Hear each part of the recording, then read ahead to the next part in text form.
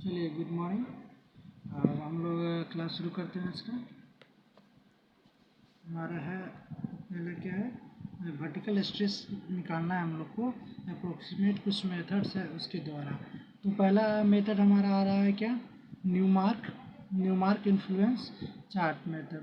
ठीक, और इस मेथड के अनुसार हम लोग कैसे निकालते हैं उसके बारे में देखें। तो पहला इसका कंडीशन है कि सॉइल होमोजीनियस होना चाहिए। मान लेते हैं होमोजीनियस है, सेमी इनफाइनाइट है, इलास्टिक है और आइसोट्रॉपिक है। फिर कहता है this chart based on the वॉस्क्यू equation so not applicable for the stratified soils. फिर कहता है greatest advantage of this method it can be use the any shape of the loaded area.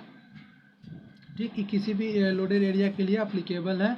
फिर कहता है if the influence chart consist of the number of concentric circles and radial lines which divide into the different area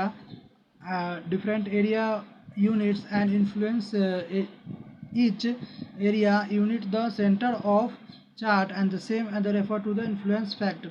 फिर कहता है कि 10 हम लोग मान लेते हैं जनरली ऐसा माना जाता है कि 10 कंसेंट्रिक सर्कल माना जाता है और 20 रेडियल लाइंस माना जाता है, और ये ईट इंटू द 200 एरिया यूनिट्स। और फिर सिग्मा जेड के बी का वैल्यू, सिग्मा जेड का वैल्यू क्या हो जाएगा हमारा के बी और क्यू बाई जेड स्क्वायर। और आई का वैल्यू हमारा क्या होगा 1 बाई एम इंटू एन, और एम हो गया number of concentric circles and n is number of radial lines.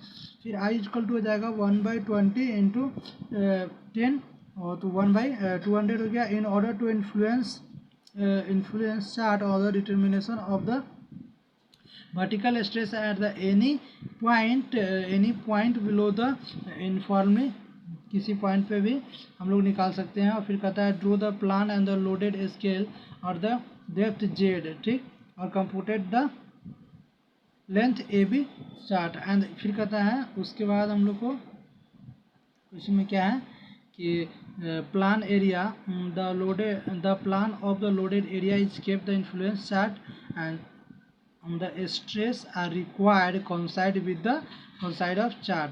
तो स्ट्रेस जो हम लोग निकालेंगे वो और रिक्वायर्ड क्या होना चाहिए, दोनों सेंटर ऑफ चार्ट का और स्ट्रेस दोनों coincide करना चाहिए। फिर कह रहा है कि count the number of units covered by the plans and area on the influence chart during the fractional ones, and the IF is the influence factor। IF क्या है हमारा, IF influence factor है, और NA total number of area unit occupied, and then the vertical stress is given by the sigma z equal to हमारा हो गया influence factor into NA into QA। फिर आगे हमारा है इसी का देख लीजिए यहाँ पे। और इसके बाद ये हमारा जो अभी हम लोग पढ़ रहे थे उसी का ये चार्ट बनाया हुआ है। नंबर ऑफ कंसेंट्रिक सर्कल जो हमारा 10 है और रेडियल लाइंस यहाँ 20 है, और ये इक्वेशन है। और जेड फिर एक क्वेश्चन भी है यहाँ पे, इस जो हम लोग पढ़े हैं उसी फॉर्मूला पे बेस्ड एक क्वेश्चन है। क्वेश्चन कहता है a foundation in the constructed to be the stress कितना है 150 किलोमीटर, क्यू का वैल्यू मान लीजिए, और flush with the another existing foundation और shown in the figure and taking the load कितना ले लिया फिर 100 किलोमीटर, ये Q2 मान लीजिए। फिर कहता है find the vertical stress at the depth 2 metre below the point D and use the Newmark chart given by the given and the influence value कितना, इन्फ्लुएंस वैल्यू हमारा दे दिया है 0.002। ठीक, और ये हमारा एक सर्कल बन रहा है जो 10 का बोले थे और 20 का रेडियल लाइंस। और उसके बाद हमारा क्या हो गया, ये हमारा फिगर है 1 मीटर, और ये कितना था दे दिया था 2 मीटर। ठीक, और ये है Q1, ये हो गया Q2। इसका एरिया कितना हो जाएगा 2:1, और इसका एरिया हो जाएगा 4:1। फिर हम लोग आगे चलते हैं। आगे हमारा क्वेश्चन क्या कर रहा है, और वो हाँ यहाँ पे ठीक, considering the depth scale AB 2 meter drawn and the loaded area of the influence with the D at the center of the chart। ठीक, drawn shown in the above figure जो हम लोग ऊपर देखे हैं। फिर कहता है number of stress block occupied the area A B C D and E F G H separately and counted and the count कर लिए। और नंबर ऑफ ब्लॉक्स हमारा कितना आ रहा है 72 एंड नंबर ऑफ ब्लॉक्स कितना जा रहा है हमारा इंटू 50।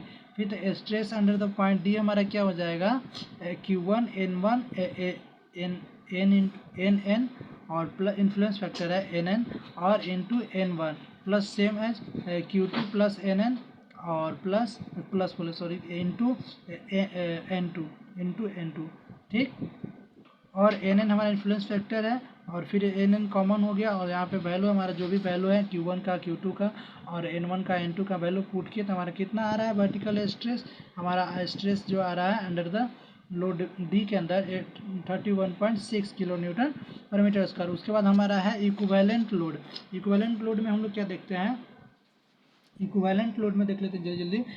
इक्विवेलेंट लोड हमारा जब डिफरेंट एरियाज में डिफरेंट लोड दिया हुआ रहेगा। मान लीजिए यहाँ पे डिफरेंट एरिया है, Q1 है, Q2 है, Q3 है, Q4 है वगैरह, ये डिफरेंट सब लोड है। तो इसका एक इक्विवेलेंट लोड हमको लगाना है। तो क्या होता है, तो चलिए देखते हैं हम इक्विवेलेंट लोड मेथड। फिर कह रहा है the given loaded area is divided into the number of smaller units and the total load from the each unit is assumed to act the center as a point load। ठीक, एक point load में हम लोग consider करेंगे इसको। कहता है principle of superposition apply करेंगे और उसके बाद required stress is divide the obtain by the summing of the contribute individual loads from the each of the unit. सारे लोड को हम लोग क्या करेंगे, जोड़ देंगे। तो जोड़ने से पहले हम लोग को पहले इन्फ्लुएंस वैल्यूज निकालना पड़ेगा। Influence value KB1 KB2 KB3 और KB4 और उसके बाद मल्टीप्लाई करके हम लोग को सब सिंपली ऐड कर देना होगा। यही हमारा सुपरपोजिशन हो जाएगा। और यहाँ पे जो है हमारा कहता है एक्यूरेसी ऑफ द मेथड और depends upon the size and area which consider if the length of the side of area units is less then 1/3 of the depth. हमारा जो ये होगा साइड जो होगा, मान लीजिए ये हमारा जो यहाँ से साइड माने हैं वो 1/3 होना चाहिए किसका, डेप्थ का। जो हमारा ये डेप्थ है जेड, उसका डेप्थ का स्ट्रेस इज रिक्वायर्ड। ठीक कहता है error involve the analysis is less than 3% only. The लेलर जो हमारा एरर जो एनालिसिस होगा एरर का वो लेस देन 3% ओनली। ठीक है, यहाँ तक क्लियर है। चलिए आगे चलते हैं हम लोग। आगे हमारा क्या है, आगे हमारा है ट्रोपोइजल मेथड या लोड स्ट्रिप मेथड। ठीक, यहाँ से हम लोग देखते हैं involve the absorption and the stresses get the distributed uniformly on the areas as of which are the obtain by the taking the angle distribution at the 1 vertical on 1 horizontal. यानी vertical में आप 1 metre जा रहे हैं तो horizontal में कितना जाइएगा, n मीटर जाइएगा, समझे। वर्टिकल में आप 1 मीटर नीचे आ रहे हैं तो हॉरिजॉन्टल में कितना जाइएगा, हॉरिजॉन्टल में आपको n मीटर जाना पड़ेगा। जनरली 2v/1h, यानी वर्टिकल में 2 हॉरिजॉन्टल में 1, ऐसा हम लोग जनरली लेकर चलते हैं। ठीक, और consider the below the loaded area. और ठीक है, हमारा ये हमारा ग्राउंड लेवल मान लीजिए और यहाँ पे एक सरचार्ज दिया हुआ है जो किलो न्यूटन पर मीटर स्क्वायर हमारा दिया हुआ है पर मीटर स्क्वायर में। और किसी डेप्थ पर नीचे पूछा जाएगा हमसे कि बताइए किसी डेप्थ पर नीचे हमारा जेड डेप्थ पर कितना इसका यहाँ पे स्ट्रेस होगा, तो हम लोग को वो निकालना पड़ेगा। तो सबका फार्मूला अलग अलग है। ये फार्मूला देखिए ना, इससे गेट में फिक्स है कि क्वेश्चन रहता ही है। ठीक, और फॉर द रेक्टेंगुलर एरिया के लिए सिग्मा जेड मतलब vertical stress eight Z distance पर क्या होता है, क्यू गुना कर लीजिए जो हमारा सरचार्ज दिया हुआ है इंटू बी इंटू एल क्या हो जाएगा, बी हमारा विड्थ है, एल क्या है, लेंथ है। ठीक, अब यहाँ से बी इंटू बी प्लस, अब देखिए हमारा विड्थ कितना बढ़ जाएगा, एन जेड इधर बढ़ रहा है, एन जेड इधर बढ़ रहा है, n z plus n z तो 2 एन जेड हो जाएगा। ठीक है, तो बी प्लस यहाँ बी है और ये कितना हो जाएगा कितना हो जाएगा, बी हो जाएगा, और उसके बाद कितना हो जाएगा, बी प्लस 2nz हो गया। और एल का बात कीजिए, एल भी जब आपको इधर इधर आपको दिखाई दे रहा है, एक ही प्लेस आपको दिखाई दे रहा है आपको इस फिगर में। मान लीजिए कोई एक रेक्टेंगुलर ले रहे हैं, हाँ ठीक, ये है, ये मान लीजिए हमारा जो हाइलाइटर है, ये एक रेक्टेंगुलर पार्ट है, ठीक। और रेक्टेंगुलर पार्ट में यदि हमारा इधर से ये कितना था, ये जस्ट इसको यहीं पे रख देते हैं, ठीक। यहाँ से ये हमारा जो हमारा था बी था, यहाँ से लेकर यहाँ तक ये हमारा 2 उंगली का जो बीच का डिस्टेंस बी है, ठीक। ये जो हमारा 2 उंगली का बीच का डिस्टेंस 2 है, और यहाँ से इतना एनजेड इधर बढ़ा और फिर एनजेड इधर बढ़ा। अब इसी प्रकार यहाँ पे जो हमारा एल है, ये एल इधर भी तो बढ़ेगा, एनजेड इधर और एनजेड इधर, तो यहाँ भी तो 2 ये वाला बढ़ के पार्ट कितना हो गया हमारा पार्ट, ये जैसे एल होगा तो एन जेड इधर बढ़ेगा, फिर एन जेड इधर बढ़ेगा, तो कितना आ जाएगा, एल प्लस 2nz। यहाँ तक क्लियर है। ये क्वेश्चन हमको बहुत दिन तक समझ में नहीं आया था, ठीक।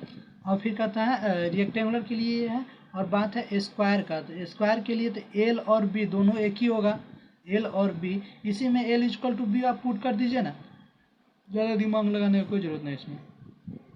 तो L equal to B put कर दिए तो क्या हो गया, दोनों सेम हो जाएगा, एल और बी इक्वल हो गया, तो क्या हो जाएगा, एल और बी इक्वल तो B square by B plus 2nz का स्क्वायर, बस दोनों सेम है। यहाँ तक क्लियर है। अब देखिए for the strip load, strip load जब एल का वैल्यू बहुत ज़्यादा है किससे, बी से हमारा एल का वैल्यू बहुत ज़्यादा है, तो वहाँ क्या कर लेते हैं हम लोग, एल प्लस 2nz को हम लोग अप्रोक्सीमेट करके एल मान लेते हैं, क्योंकि एल का वैल्यू बहुत ज़्यादा है, और बहुत ज़्यादा में थोड़ा सा ऐड करेंगे तो कुछ ज़्यादा इफेक्ट नहीं पड़ेगा। तो यहाँ पे हमारा क्या फॉर्मूला होगा, क्यू वी इंटू ए, और यहाँ पे क्या हो गया, बी प्लस 2nz और एल प्लस 2nz, ठीक है। और यहाँ पे हम लोग क्या किए हैं, इतना वैल्यू क्या मान लिए हैं, एल मान लिए हैं, ऊपर एक एल है नीचे एक मान लिए, तो एल और एल कैंसिल हो गया, तो हमारा यहाँ पे क्या बचा, q v by B plus 2nz, ठीक है। जल्दी जल्दी देखते हैं आगे। और एक क्वेश्चन है इसी पर हमारा, चलिए क्वेश्चन बनाते हैं हम लोग। क्वेश्चन में क्या कर रहा है कि क्वेश्चन में हमारा ये कर रहा है कि calculate the intensity of stress block at the centre of footing of the depth और कितना metre, 13 metre, due to the load कितना दे दिया है, सरचार्ज का वैल्यू हमारे ऊपर से कितना दिया, 1600 किलो न्यूटन यानी 1600, and over the footing B गुना एल, ठीक, उसका वैल्यू दिया हुआ है। इक्विवेलेंट लोड मेथड, हमारा जो इक्विवेलेंट लोड मेथड है उसे निकालना है, ठीक। तो यहाँ से रेडियल इक्विवेलेंट लोड मेथड से हमका ई वाला वैल्यू हमारा किसका आता है, ट्रेपेजॉइडल में चलता है ना। इससे पहले हम लोग पढ़े थे यहाँ पे इक्विवेलेंट लोड मेथड, यही फार्मूला है इक्विवेलेंट लोड मेथड का, और उसी से बोला निकालने के लिए। देखिए इक्विवेलेंट लोड मेथड से हम लोग इस फार्मूला को, इस क्वेश्चन को बनाते हैं, ठीक। The radial distance P from the centre of gravity divided into rectangular side. अब ये जो हमारा दिया हुआ है रेक्टेंगुलर, क्वेश्चन में फिगर के बारे में कुछ बताया है, कहता है calculate the intensity of stress block and the centre of the footing at the depth 13 metre due to the load इतना, ओवर द फुटिंग इतना। अब साइज दे दिया तो हम लोग खुद से बना लेते हैं, साइज दे दिया हमारा, ठीक। यहाँ पे बना लिए तो 3.25 मीटर, 3.25 मीटर हो गया, और ये हमारा कितना हो गया 1.6, और ये 2.65 मीटर, एंड ये इतना है तो इसको डबल करेंगे तो कितना हो जाएगा, इतना, और फिर इसका डबल करेंगे तो 6.5 हो जाएगा, ठीक। और उसके बाद 1 2 3 4 एरियाज में बटा हुआ है, और उसके बाद ये पॉइंट पी है, इससे इसका डिस्टेंस देखेंगे तो इससे इसका डिस्टेंस कितना होगा, यहाँ से जो हमारा है इसका हाफ होगा इधर से, और फिर इसका हाफ होगा इधर से, तो यहाँ से ये मान लीजिए ये डिस्टेंस आपको, ये डिस्टेंस है, ठीक है। यहाँ तक, यहाँ से देखिए ना, इसका हाफ कीजिए, ये वाला पार्ट का आप हाफ कीजिए तो कितना हो जाएगा 1.8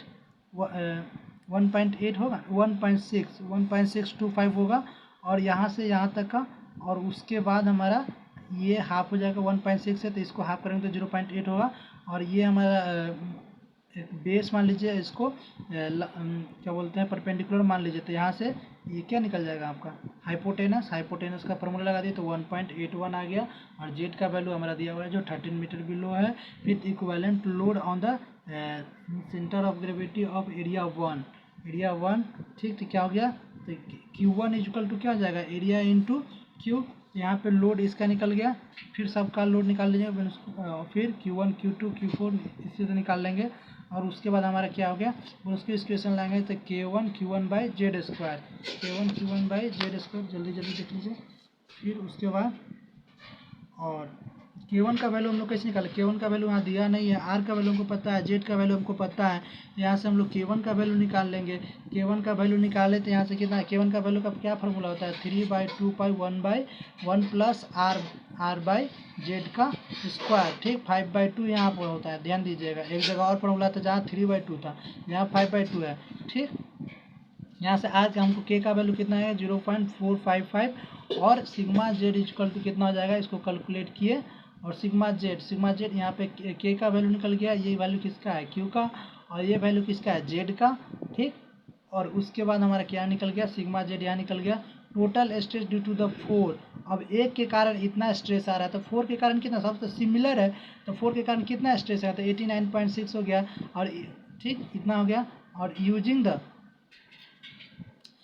द वेस्टर्न गार्ड इक्वेशन तो sigma Z1 equal to K1 Q by Z square, ठीक। K1 का वैल्यू वेस्टर्न गार्ड ये वाला बोनस्की प्रिंसिपल से था, और ब्रिन्स्किस की इक्वेशन से ये वेस्टर्न गार्ड में 3/2 होता है, और यहाँ पे देख लीजिए 3/2 यहाँ नहीं होता है, यहाँ 3/2 होता है, ठीक। ये क्या है 1/1 प्लस R/2 इंटू R/Z का होल स्क्वायर, और यहाँ से ये वैल्यू पुट किए R का वैल्यू और Z का वैल्यू पुट किए तो हमारा क्या आया, यहाँ से K का वैल्यू आया 0.33, और उसके बाद फिर सेम फार्मूला यहाँ पे जो सिग्मा जेड का वैल्यू है यहाँ रख दिए, क्या मिला यहाँ से हमारा मिला 14.77, और यहाँ पे क्या है sigma z equal to 4Z, उससे 4 है, 4 एरियाज के लिए 4 के लिए कैलकुलेट कर लिए तो कितना हो गया, यहाँ से हमारा फार्मूला बन गया 49.077 किलो न्यूटन पर मीटर स्क्वायर, ठीक है। यहाँ तक क्लियर है। अब दो फार्मूला से हम लोग यूज किए हैं और बनाए हैं, और उसके बाद हमारा जो है कहता है Bronsky theory assume the weightless elastic isotropic and अच्छा ये समरी है, यहाँ तो क्वेश्चन हमारा कंप्लीट हो गया, ठीक। और ये हम लोग जो चैप्टर पढ़ रहे हैं स्ट्रेस, तो इसका वर्टिकल स्ट्रेस कैसे निकालते हैं उसका समरी है यहाँ पे, तो समरी हम लोग देख लेते हैं। क्या ब्रोंस्की क्या मान के चलता है, ब्रोंस्की मान के चलता है कि हमारा सॉइल जो है वेटलेस है, इलास्टिक है, ठीक, आइसोट्रॉपिक है, हेमी इनफाइनाइट सॉइल है, फिर the stress isobar pressure bulb is the stress, ठीक, stress and the connecting the all the points of the equal below the ground surface. वो स्ट्रेस आइसोबार के बारे में बता रहा है, जो हम लोग को जो आपको पहले बता चुके हैं। स्ट्रेस आइसोबार ये होता है, इसका फिगर आपको एक बैलून की तरह होता है, ठीक। वो फिगर आपको देखिए ये है वर्टिकल स्ट्रेस, क्या है vertical stress distribution diagram, vertical stress ये आपको पहले वीडियो में मैं इसको बता चुका हूँ, ठीक। यहाँ तक क्लियर है, और मैं इसको बनाऊंगा तो वीडियो बड़ा हो जाएगा, ये पहले भी जाकर वीडियो देख लीजिए। यही है हमारा क्या है equal vertical pressure in the soil, ये है equal vertical pressure in the soil, ठीक। क्लियर है, ओनियन की तरह इसका शेप होता है, ठीक। और उसके बाद ठीक है, और Westergaard assume the elastic homogeneous semi infinite and non isotropic, दोनों में डिफरेंस क्या है, इन्होंने आइसोट्रॉपिक मान के चला है और इन्होंने क्या माना कि नॉन आइसोट्रॉपिक होता है। This theory is the most suitable for the stratified soil, और वेस्टर्न गार्ड थ्योरी जो होता है वेस्क्यू थ्योरी हमारा एस्ट्रेटिफाइड सॉइल के लिए नहीं होता है, और वेस्टर्न गार्ड क्या होता है एस्ट्रेटिफाइड। अगर एग्जाम में आपको आ जाए सेमेस्टर के एग्जाम में लिखने के लिए कि वेस्टर्न गार्ड क्या और वेनिस्को में दोनों में क्या डिफरेंस है, तो दोनों में आप ये डिफरेंस लिख जाए। सिमिलरिटी पूछे, सिमिलरिटी का क्या है वेटलेस ही माने हैं, इलास्टिक की भी सेमी इनफाइनाइट, और डिफरेंस पूछे तो बोलिएगा कि ये आइसोट्रॉपिक है और ये नॉन आइसोट्रॉपिक है। ये हमारा है कि एस्ट्रेटिफाइड सॉइल के लिए नहीं यूज होता है, ये हमारा एस्ट्रेटिफाइड सॉइल के लिए यूज होता है। फिर कहता है कि Newmark chart is the graphical procedure for the determining the vertical stress due to the surface load of the any shape. अब न्यू मार्क सर के जो चार्ट था वो जो हम आपको पढ़ाए थे इसी वीडियो में तो पढ़ाए हुए हैं। और फिर कहता है procedure for the determining the vertical stress due to the surface load at any shape, ठीक, based on the expression of the vertical stresses centre of the loaded circular area. ठीक है, यहाँ तक हमारा थ्योरी खत्म हो गया। अब इसका क्वेश्चन है, क्वेश्चन भी इसी पार्ट में देख लेते हैं, ठीक, इसी वीडियो में देख लेते हैं। क्वेश्चन हमारा क्या है, कहता है एक कंसनट्रेटेड लोड कितना है, एक concentrated load 1000 kilo newton and vertically at a point on the soil surface. फिर कहता है the ratio of the vertical stress at the depth 2 metre and 4 metre vertically below the, ठीक, ये क्वेश्चन को पढ़िए और ये क्वेश्चन को आप सोल्व करने की कोशिश कीजिए, ठीक। ये क्वेश्चन हमारा कैसे बनेगा,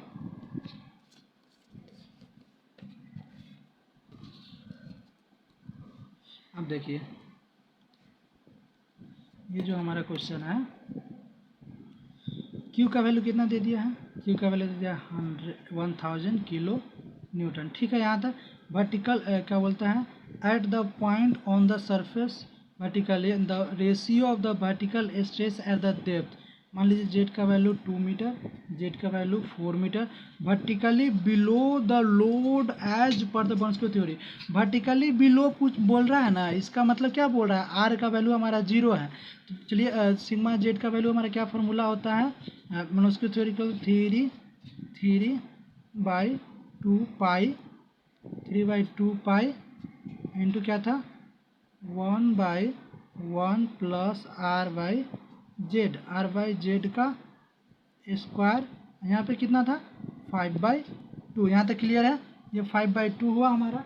और इसमें हम लोग को आर का वैल्यू क्या है, आर का वैल्यू आई इंटू क्यू भी होता है, इंटू क्यू जो हमारा ये है, ये जो क्यू, ठीक, यहाँ तक ये हो गया क्लियर। अब आर का वैल्यू 0 कीजिए, तो आर का वैल्यू आप 0 करेंगे तो क्या देखेंगे, आर का वैल्यू हम 0 करके देखते हैं, sigma z equal to 3q/2 pi, ठीक, आर का वैल्यू 0 कर दिए तो यहाँ से क्या मिलेगा 0, ये हॉल हमारा क्या हो जाएगा, इसको 0 करने की वजह से ये पार्ट हमारा 0 हो गया। उसके बाद हमारा ये 0 यानी ये हॉल पूरा 0, और यहाँ पे फॉर्मूला में लगता है छूट गया है, जेड स्क्वायर होता है, ये क्या हो गया जेड स्क्वायर, ठीक है, यहाँ तक क्लियर है। उसके बाद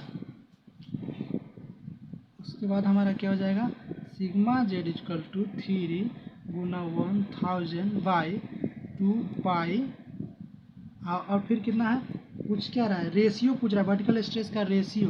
तो रेशियो पहले 2 का स्क्वायर कर रहा है, फिर कर रहा है कितना का, फिर कर रहा है 3 इंटू 1000/2 पाई इंटू 4 का स्क्वायर कीजिए तो कितना हो जाएगा, ये तो हमारा सेम एज है, कैंसिल हो जाएगा, ये कैंसिल हो गया, और यहाँ कितना हो जाएगा 4, यहाँ कितना है 4, यानी यहाँ पे आप कैलकुलेट करेंगे तो कितना हो जाएगा, ये हमारा ऊपर चला जाएगा, तो यहाँ से आया 4, ठीक, आंसर क्या है 4 आंसर है।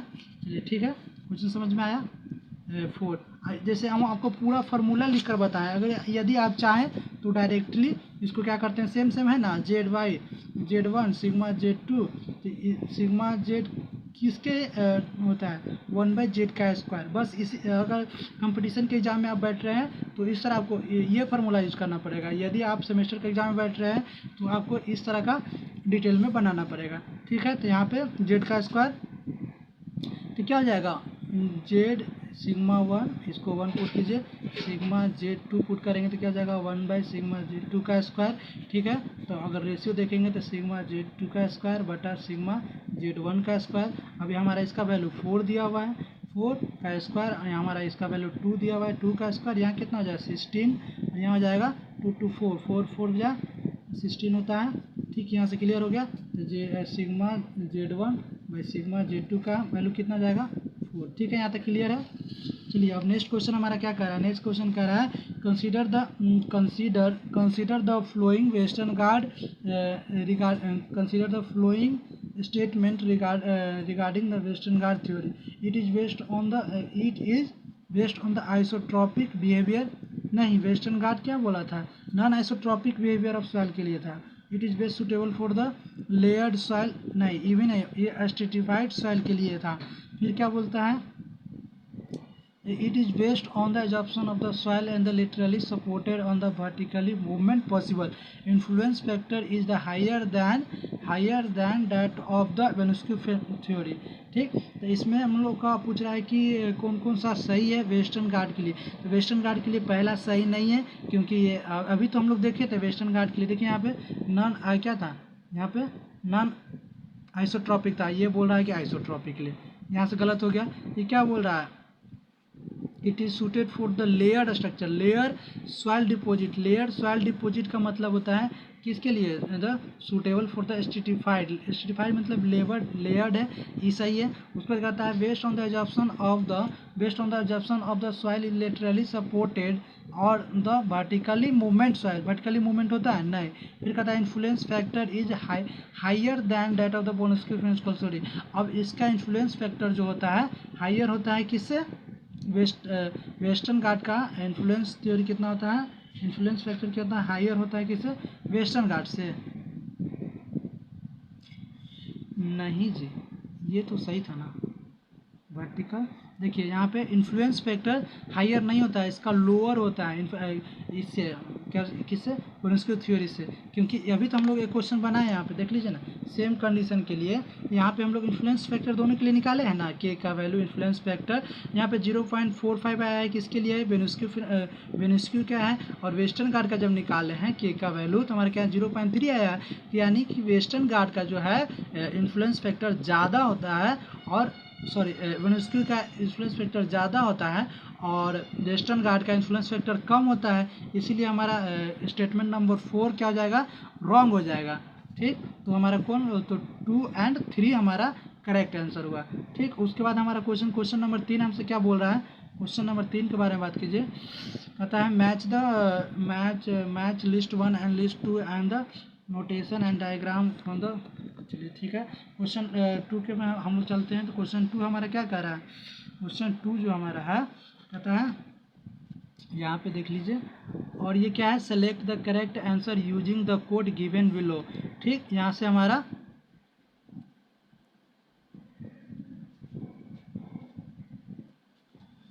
और ये हमारा है सेटलमेंट है. ये क्या है हमारा, इधर से इधर टाइम है, इधर सेटलमेंट है. ये लेंथ एल है, ये के है, और ये एम है, और ये एन है. चलिए इसके बारे में देखते हैं क्या बोलता है. इसके बारे में कहता है इमीडिएट सेटलमेंट. अब कि बताइए तो कहाँ पे इमीडिएट सेटलमेंट हुआ है, प्राइमरी कंसोलिडेशन हुआ है, सेकेंडरी कंसोलिडेशन हुआ है, टाइम डिपेंडेंट सेटलमेंट हुआ है. टाइम डिपेंडेंट क्या कौन सा होता है, टाइम डिपेंडेंट. ठीक,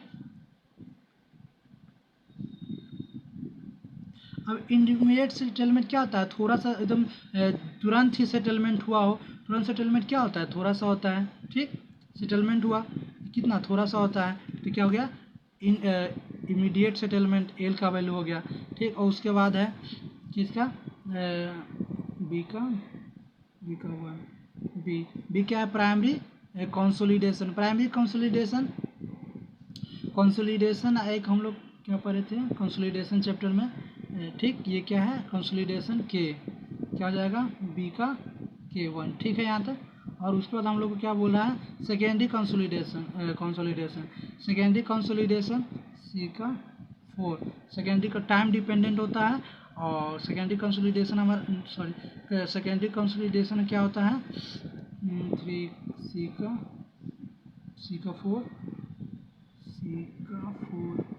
का 4 एन. ये है हमारा सेकेंडरी कंसोलिडेशन. प्राइमरी और ये है टाइम डिपेंडेंट. क्या दोनों टाइम डिपेंडेंट होता है ना, ये प्राइमरी और सेकेंडरी. प्राइमरी क्या था, ये था, और सेकेंडरी ये है, दोनों को मिला के टाइम डिपेंडेंट होता है. ठीक, यहाँ पर. ठीक, ये 3 नंबर यहाँ तक क्लियर है. चलिए और क्वेश्चन हमारा क्या है, और जल्दी से देखते हैं क्वेश्चन क्या कर रहा है. क्वेश्चन हमारा कह रहा है कि for which of the flowing soil soil will the Western Guard analysis produce better result than Brunelleschi analysis। कहता है किस केस में, तो सॉइल सब वगैरह दिया हुआ है, सॉइल से वेस्टर्न गार्ड थ्योरी हमारा किस में ज़्यादा मोर एक्यूरेट देता है रिजल्ट, किस में, स्ट्रेटिफाइड सॉइल में। ब्रुनस्की में स्ट्रेटिफाइड नहीं होता है, ये इसके लिए नहीं होता है, किसके लिए, स्ट्रेटिफाइड सॉइल वेस्टर्न गार्ड हम लोग यूज़ करते हैं। ठीक है, यहाँ तक क्लियर है। और ये क्वेश्चन है जो आप लोग ले लीजिए स्क्रीनशॉट, और ये क्वेश्चन है जो असाइनमेंट है आप लोग बनाइएगा। ठीक, यहाँ तक देख लीजिए, ये क्वेश्चन बनाइए, अगर नेक्स्ट वीडियो में हम इस क्वेश्चन को बना के डालेंगे। ठीक है, यहाँ तक ये क्वेश्चन का आप स्क्रीनशॉट ले लिए। कितना क्वेश्चन है, 5 क्वेश्चन, इससे और भी क्वेश्चन है, कितना है, 6 क्वेश्चन, ये है, यहाँ तक हो गया।